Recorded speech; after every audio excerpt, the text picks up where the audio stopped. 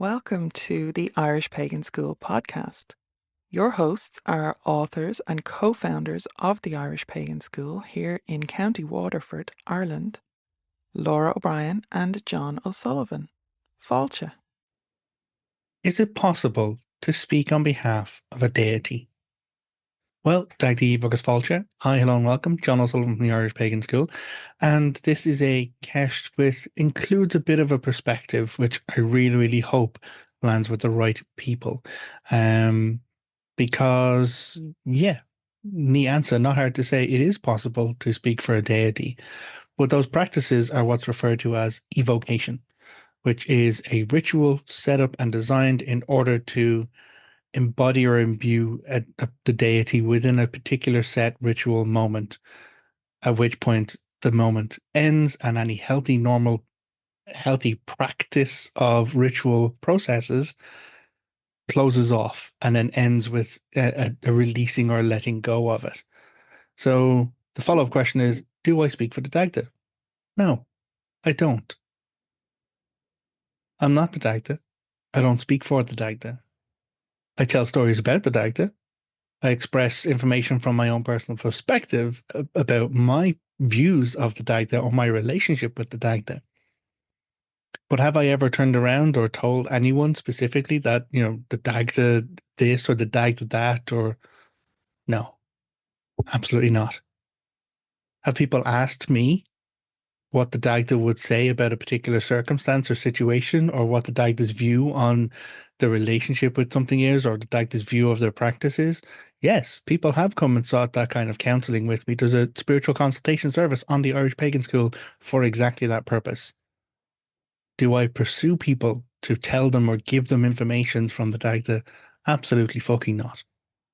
And an inside view really on a spiritual consultation, it's a matter of breaking down what's actually being talked about, how it's being considered and how it's being processed, because I'm going to educate someone to access the resources. I'm going to educate someone to approach that relationship so that they can ask the deity themselves. Not that I impart or speak for or translate the information for a deity. That is not what paganism is. Ritual practice like that occurs in monotheistic religions, where you have this individual who stands in front of their congregation, who stands in front of their gathering, and they read the words as written down in their scripture, or they speak on behalf. They're authorized initiated or trained to speak on behalf of their God. I am not that. Absolutely not.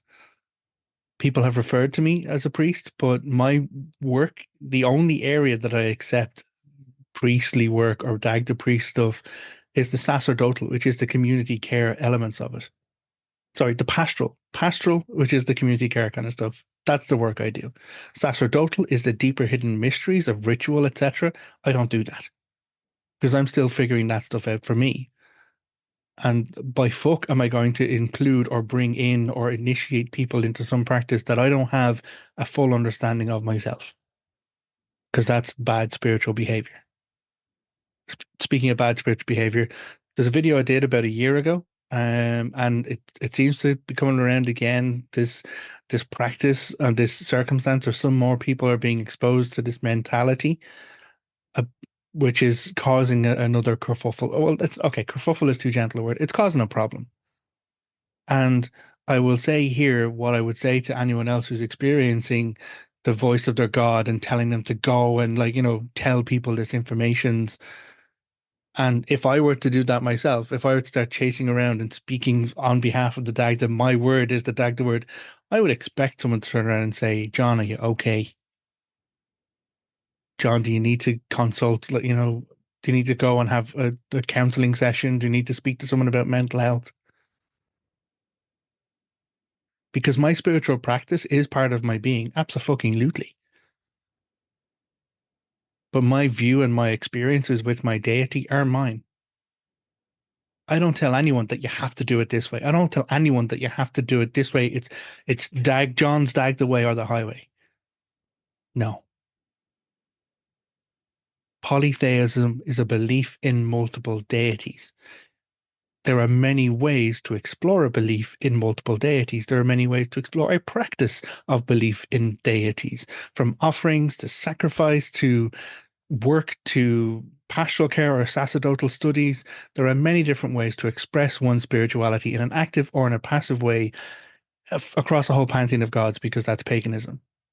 Anyone who purports to put themselves above everyone else with a one true way, this message or any other, is developing for themselves a cult of ego. They are developing a gathering of energy that is directing into them for some purpose, whether they are aware of it or not. The ones that I've mostly come across in my experience, they're well fucking aware of it. They're manipulating other individuals because of their spiritual practices or their spiritual beliefs for their own ends, for their own means. And invariably, there needs to be question marks as to why they're doing it and how they're doing it. So I've mentioned this in passing here and there around, but I'm kind of devoting a bit of time and energy to it in this video. And I want to try and keep it as brief as possible. So hopefully it hits the right volume of understanding. That I'm not burying the lead in some long ramble here. I am not the Dagda. I am not a reborn Dagda. I'm not a manifestation of the Dagda in any way, shape, or form. I do not claim that. I do not seek that. I do not pursue that. No one in the Irish pagan school claims, seeks, or purports themselves as the embodiment of a deity. No. Does Irish polytheism include transmigration of spirit? Yes. Have I gone through transmigration of spirit myself? From my experiences, yes. I have explored past life work. I have gone into that work in my shadows psychology. From a psychological point of view, I am exploring that all of the fucking time. And it's difficult knowing that I died in a particular place, knowing that I was murdered in another particular place, knowing that very few of my previous lives I got to live to ripe old age. Maybe that's my own craziness. I don't know. But do I believe I'm the transmigrated spirit of a deity? Fuck no. Would I want that? Fuck no. So people external to me look at me and have said to me that I embody a form of healthy masculinity. Great. People look at me and talk that, like, say that I embody um, a gentle yet secure form of masculinity, that I embody emotional intelligence. You know why I do that? Because I have put the work in and I have learned it. Not because I am some mystical manifestation of an ancient Irish god. My belief in the Dagda has helped me do that. My understanding and my exploration of ancient Irish story and mythology and my approaches of ritual and sacrifice and offerings has helped me do that. But it's me who's done that work. Now I write stories, works of fiction, which are inspired by the ancient Irish mythology. I don't claim that they're a new testament of the Dagda. I'm very clear that this is a work of fiction. I'm very clear where I'm like, okay, this is me trying to figure out my own relationship with this fucking God. But I don't speak for him. I don't speak as him. I've stood in ritual spaces and I have called for him to honor those spaces, to come and to engage in those spaces. Absolutely.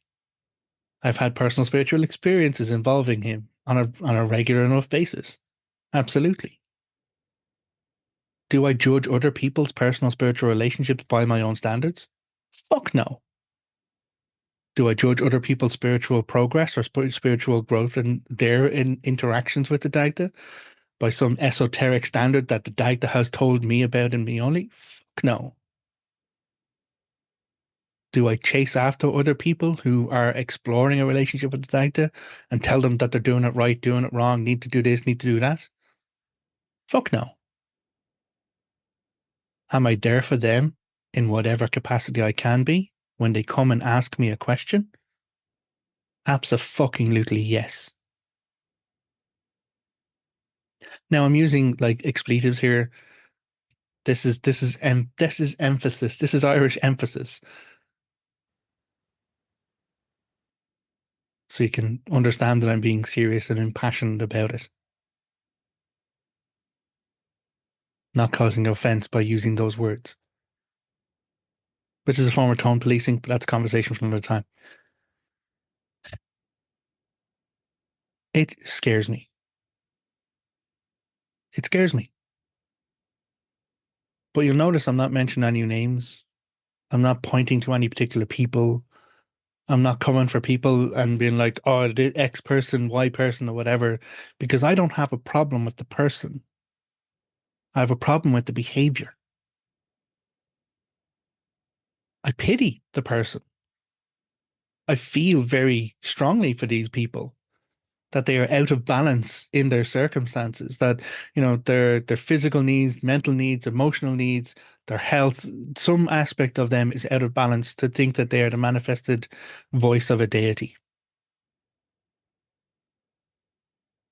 I can't do anything about that, apart from wish them well, point them to healthy resources for themselves, encourage them to look after themselves, and then do what I need to do from my tua, which is to tell them that they may not be welcome there anymore.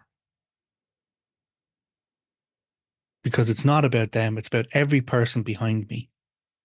It's for everyone who chooses to come into the Irish Pagan School community, everyone who's looking to grow and to explore their spirituality in a safe place that is focused and directed in line with Irish paganism, Irish spiritual beliefs, and my own practices. And with the Dagda, absolutely, it informs my practices and the way I build Tua. Did the Dagda build a Tua? No, I built a Tua. Did I take teaching and learning from his stories, the morals, the guidings from what I have learned about my relationship with him to do it? Absolutely. Did he do it? No, I did it. I'm responsible for that. It's not some mystic, magical, woke up one day and suddenly there was a tribe there waiting to be talked to or educated. No, started years ago.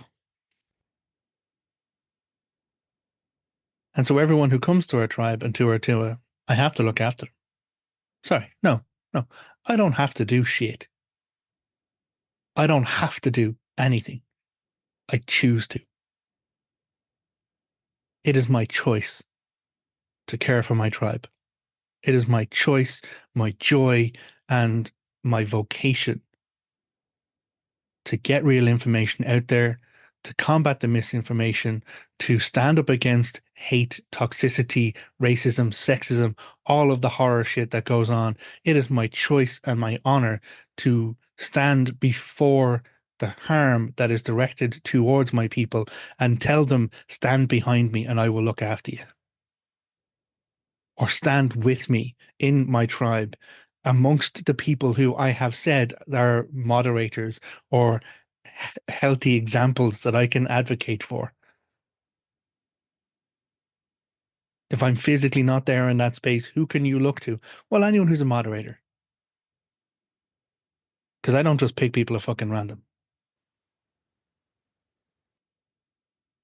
You can presume that when a moderator follows the guidelines, which are clear, very fucking clear. I'm sorry, I know I'm stepping over into our community space, but it's a good example of the clear guidelines, the structures. When someone joins the Irish Pagan School community in our social media space, there is a thing you have to click to say, read these rules. This is how you interact with the tribe. If you break a rule, are you kicked out? Are you cast out? Are you sent off into the dead? No, the fuck you're not. You're pointed to, here's how you can know better. And when you know better, you can do better. Our moderators are told, allow for people to make mistakes, treat them with respect, treat them with compassion. They'll get there. Everyone is welcome at the table, unless they bring hate. unless they bring like the toxic expressions of the worst forms of human expression, then we don't give them hate back. We give them space, which is outside of our space because we have people we need to look after. Does that make me the Dagda because I'm ruling in hospitality and kingshipness or whatever? Fuck no. Did I learn my lessons from him to do it? Yeah. Can anyone else do this job as well? Absolutely. I had someone come to recently going, listen, I want to set up a community. I want to create a tour. I want to offer time and energy to look after people in my locality. Is it okay that I do that? And I'm like, it's not on me to fucking judge what you're doing to look after your tribe. I encourage you. I support you. I endorse you because it's not taking from my table. It's pulling in more fucking tables to make room for more people to sit down. I am not zealously envious of people being in my school and no other school. I couldn't give a shit where else you learn stuff from, as long as you're learning stuff. Wait, hold on. I gotta add a little bit of caveat there. I will turn around and say, like, here's our recommended resources, here's our not. But I'm not going to tell you to like not read it. I might say go and explore those resources, but do it with maybe a mindset of caution.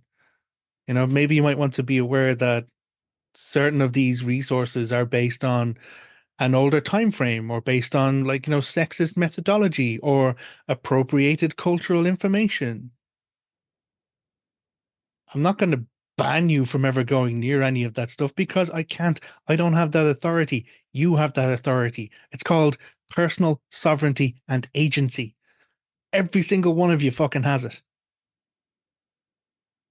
But the other side of sovereignty, folks, is responsibility.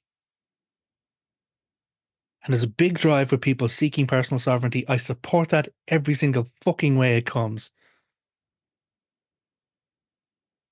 But you have to be aware that once you stand as a sovereign entity, once you kind of take on board this work and do it for yourself, you are responsible. Not me, you. And a lot of the power and empowerment that actually comes from doing that work, from exploring that shadow self, from integrating all of your trauma and getting beyond it, is responsibility.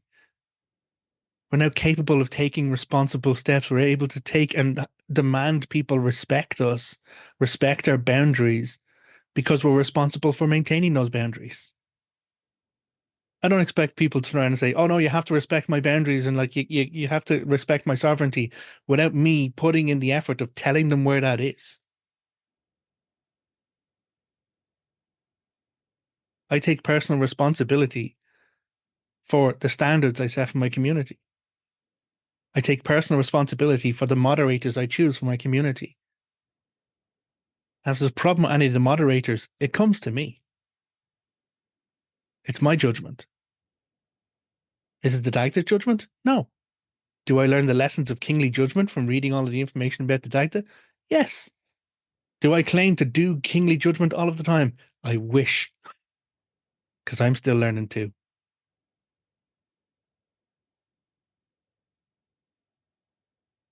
Feel like I've skewed slightly and I'm aware that I am getting into rant territory, so I do need to bring it back a little bit. Because a big underlying issue with this bad behavior is a violation of spiritual consent. Because, yes, folks, that can happen. If someone can violate your intellectual property, your intellectual consent, if someone can violate your physical consent, spiritual consent can be violated too. Because the person just has to not acknowledge it or respect it. And I can't tell you how many emails I've received of people, you know, claiming to have messages from the Dagda for me without me going and asking, without me seeking. It's not one person. None of this is about one particular individual or one, two or three particular individuals. This is quite fucking common. I get a load of emails with people dumping their emotional trauma of their dreams, or they had dreams about me, or they had dreams about the Dagda, and they're expecting me to diagnose their dreams for them. They're expecting me to provide counseling services for them. If it's someone from the community, if it's someone in like a need, I do my best to read them where I can.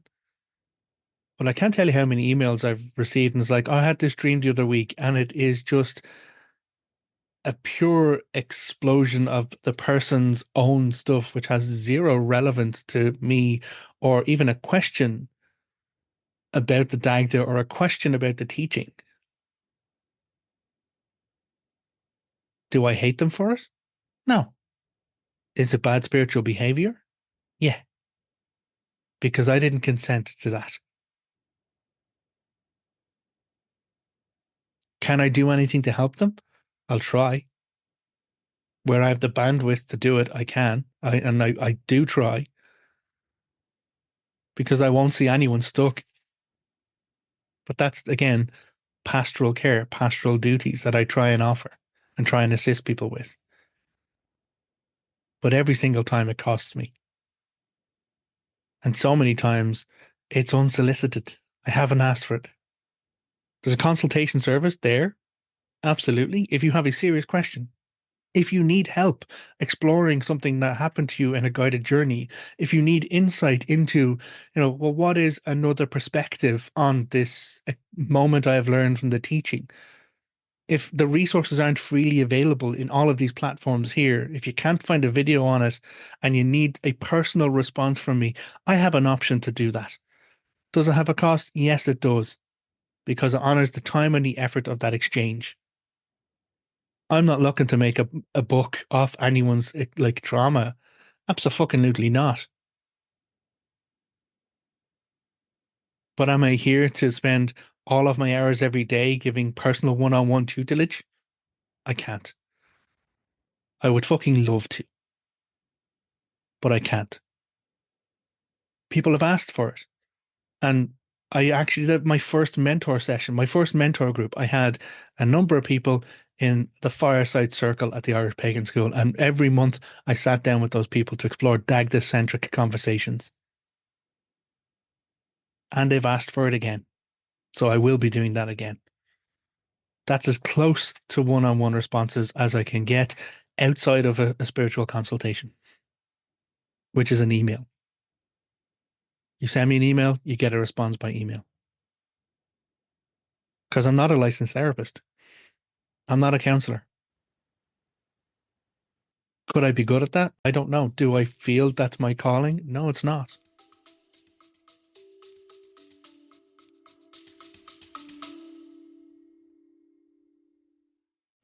Hello, this is Laura O'Ryan, and I want to make sure that you get access to our free gift for you, which is the Roots and Reverence Ancestral Connection Toolkit.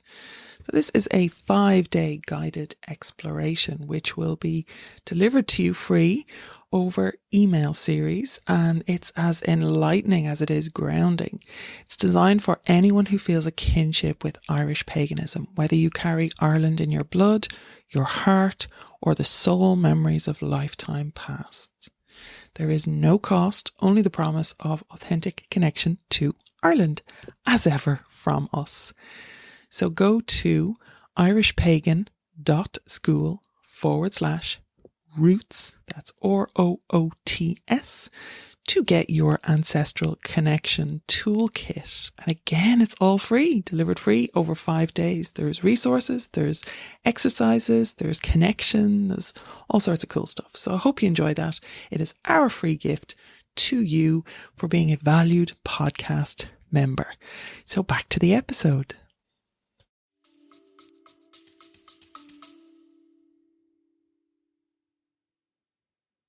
Bad spiritual behaviors are all around us. I'm not coming for anyone.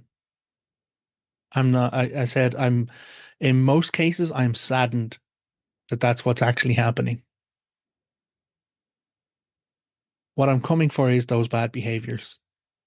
I'm calling out those bad behaviors because it's only if we collectively as a tribe, if we as people realize that we've been non-consensually divinationed on,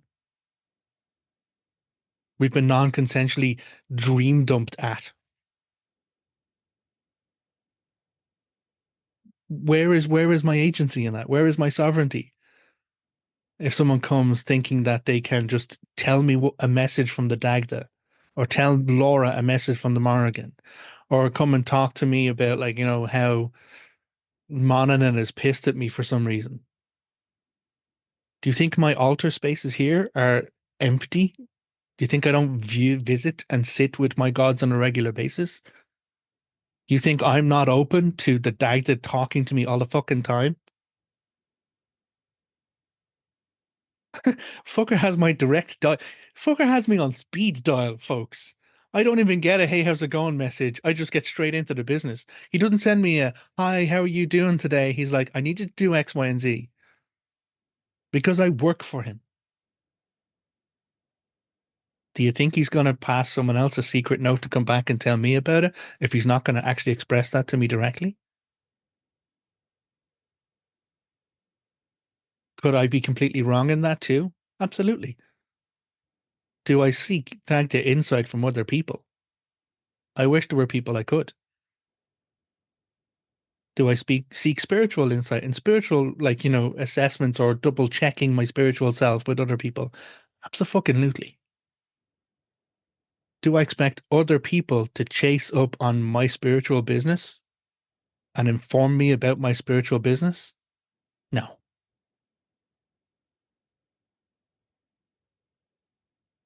Especially if I don't have some agreement with that person. Now, okay, here's one example. I have seen it happen once where a person entered into a form of initiation with another individual. So that person who initiated him has an onus and an obligation toward the spiritual well-being of that initiate. So if that spirit initiate is not doing what they should be doing, if that initiate is not functioning or acting in the spiritual ways that they should be, yeah, that message might go to the person who did the initiation to give them a heads up and say, "Hey, you might be doing the work." But that is part of a particular structured agreement between the priest, priestess, and the initiated. Have I done that with anyone? No. Have I initiated anyone? No. Is taking a class at the Irish Pagan School a secret initiation into Irish paganism? No. Is this all a cult of personality with Jon at the center of it? Fuck no. Because I don't want that shit.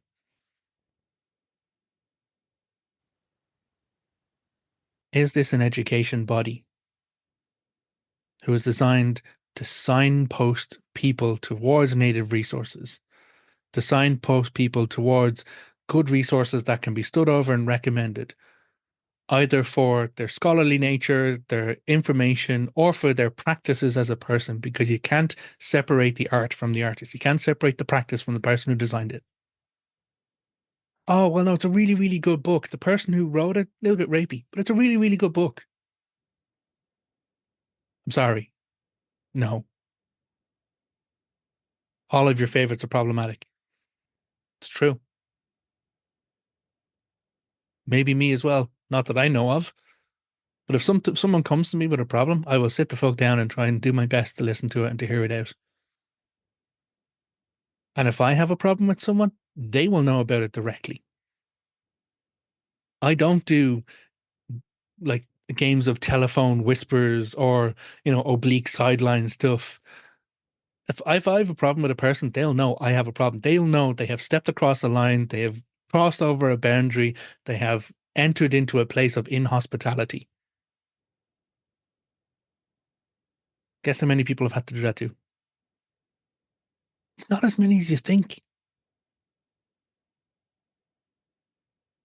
Because my onus is on educating them to do better, give them the opportunity to do better, or just live my values as publicly and ethically and honorably as I can, so people know if I am their teacher or not, or people know if they want to interact with my community or not, and allow them the freedom to choose. Choose to respect the rules, choose to respect the boundaries, choose to engage with honor and honesty, and choose to sit with our Tua and learn and grow. Absolutely. Or choose to not. You're free to choose.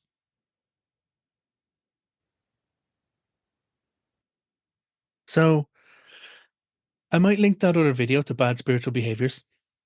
Probably will. That's probably the best thing to do. Because again, folks, it's not a person I have a problem with. It's not an individual I have a problem with. It's not a community. It's not a gathering. It's not a group. It's not a church. It's none of those things I have a problem with. Time and again, I come for the bad behaviors. And violating the rules of consent, bad behavior.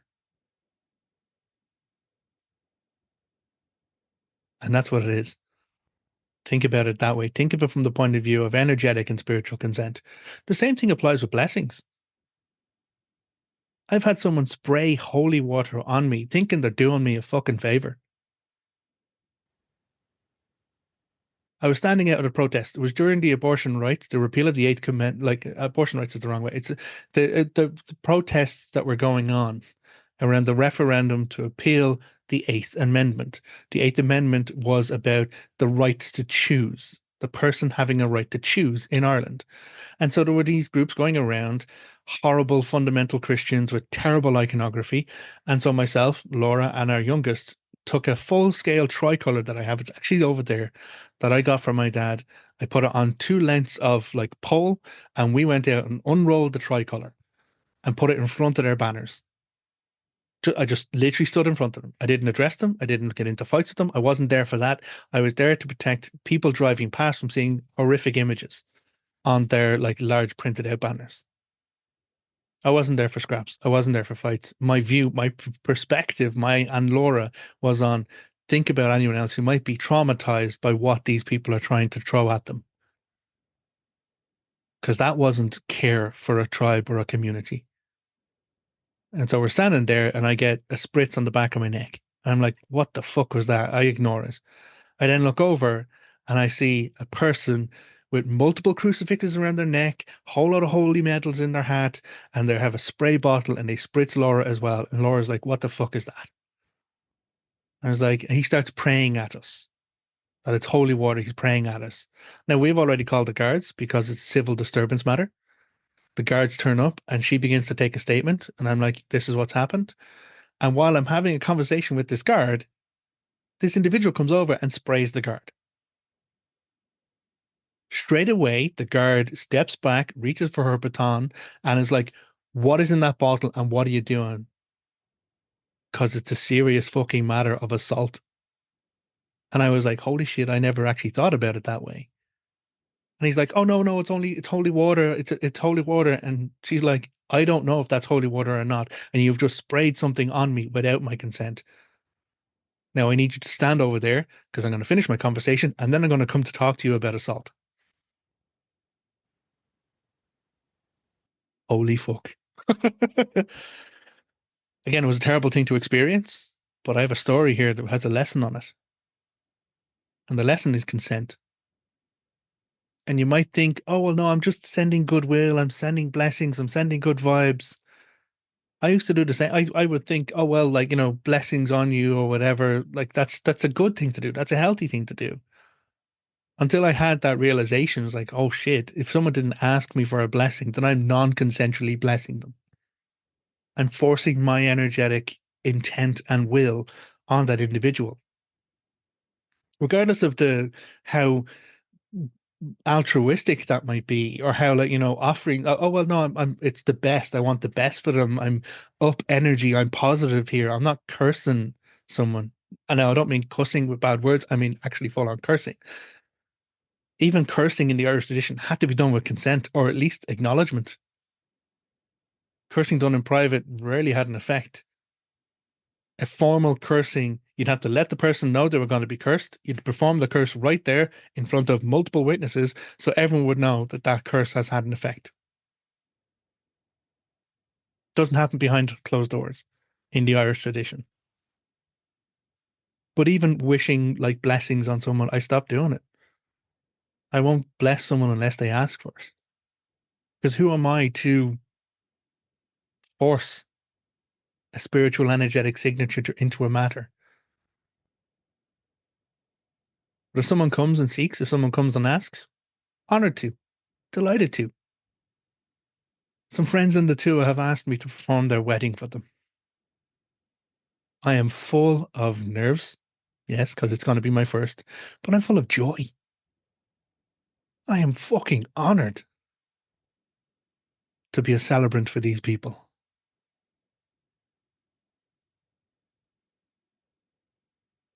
They've asked. I'm honored. And I will bring the best and shiniest and fullest and warmest energy I can to that moment because it's been asked for. The consent is there. So I'm going to shiny up my fucking shoes and everything. And that is the joy of it. The exchange of that ask, that enthusiastic interaction,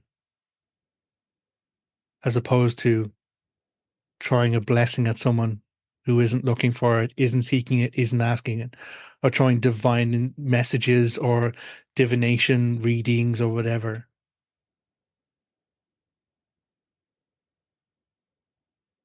So, yeah, if it were just me, I'd get on with it. If this was actually just about me and my personal opinions for me in my life, I'd just get on with it. I'd be like, yeah, okay, sorry for you. Look after yourself. Take care. But it's not just about me. I have a tribe behind me. I have a tuat that I need to look out for. And looking out for them is standing up and calling out bad behaviors where I see them. I'm not saying I'm perfect. I'm not saying that I'm great. I absolutely have made mistakes in the past. I'll own up to them and I will learn from them and I will fucking do better as soon as I do.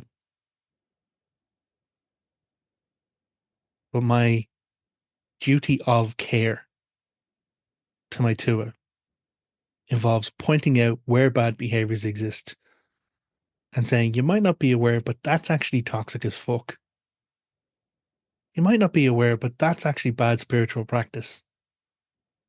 What the person chooses to do with it for themselves is up to them. But I need to be able to do, no, it's not even need. I'm called. I'm called to stand up for my tuat. It is a joy. And it's training. Takes a lot of work. Takes a lot of fucking effort. But if even one person has a positive experience, learns a moment, has an insight, is like, oh shit, actually, I need to change my behavior from anything I ever teach, then it's been fucking worthwhile. So this is the part where I normally recommend a class or a free resource or anything like that at all. irishpagan.school/free. Loads of stuff there. I don't need to say any more than that. If you want to go and find it, do. If you want to take another action, go and watch the other video. Because I go into other aspects of it, other perspectives of it in the same way to give insights as best I can. But even there, I'm calling out bad behavior. I'm not coming for any particular people. Look after yourselves. Take care. And until next time, slán. Goodbye. If you enjoyed this podcast, please leave us a positive review in your podcast listener. Then head over to irishpaganschool.com and enroll in one of our free or paid courses. Slán go fóill, and we will see you next time.